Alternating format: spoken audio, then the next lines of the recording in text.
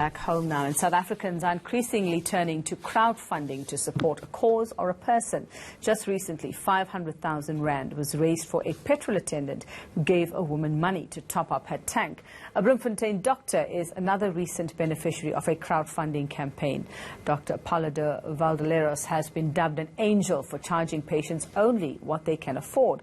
But how exactly does crowdfunding work? Where does the money go? And how much of it actually reaches the intended recipients? To tell us more, we have BackaBuddy CEO Patrick Schofield. He's in our Cape Town studio for us this morning. Patrick, good morning, and thanks for your time. Let's talk about crowdfunding and the idea behind it. And as we understand, it is to raise funds for a charity or a person or a cause.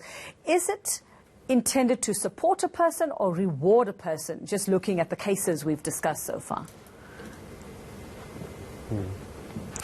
You know, normally it's actually to support a person. So crowdfunding is very powerful when someone has a need for funding education, or they have a medical emergency, they might have an accident, and people gather together and recognize that everyone has times of trauma in their life, and that's the time that we need to support them. Okay, so if we had to look at cases like the petrol attendant, like the doctor, now these seem to be, and as yes, they were wonderful efforts. They were, you know, and what these men had done were definitely worth, you know, some kind of accolade as well. But you have to wonder whether that was the appropriate thing to do in those cases. You know what? I think absolutely. If you think how much we pay people to be sportsmen or to be entertainers or to do certain jobs, what we're doing with something like a campaign like Nkosi is we are saying we recognize that what he has done is extraordinary, but it also recognizes that it's not just one act. That is how he lives his life. And what we're doing as a society, over 3,000 individual, mostly South Africans, looked at Nkosi and said, what you have done is extraordinary and we would like to reward you for that.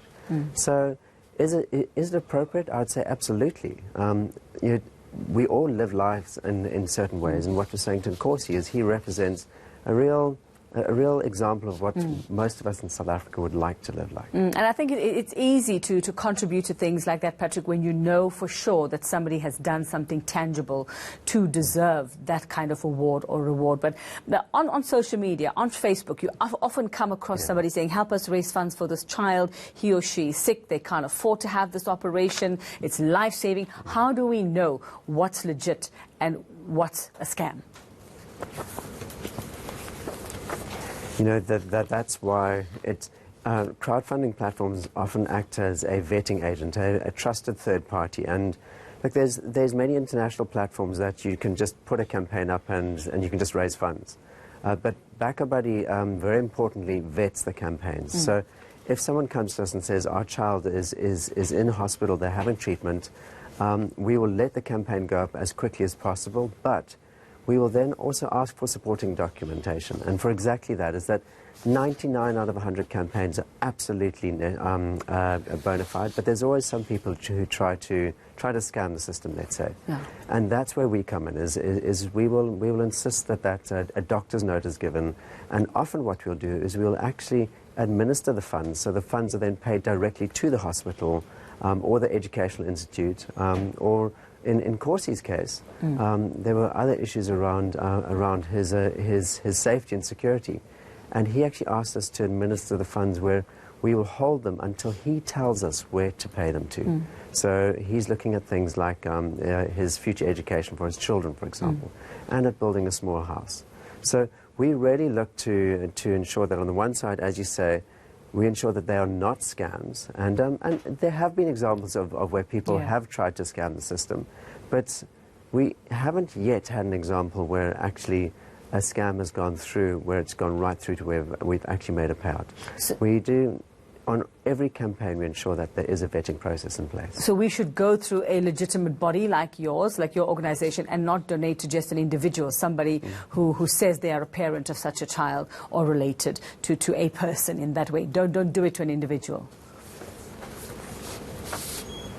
I would say generally yes, but the point is, if you know that person, then absolutely. You know, it's something we've done.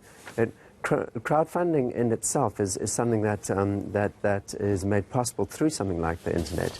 But it's something we've done for ages, you know, through things like Stockvels and so forth. We have these clubs where we come together and support each other.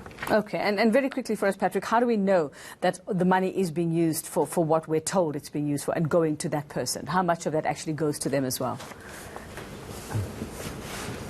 No, absolutely. Look, BackaBuddy is a not-for-profit organisation, and 5% of all funds that are raised do go towards the administration of the platform.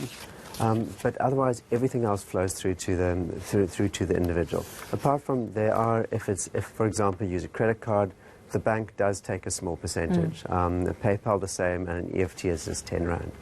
So we know, and that, again, that's part of what we offer is, for example, someone who wants to go to university, their mother might put a campaign up for them.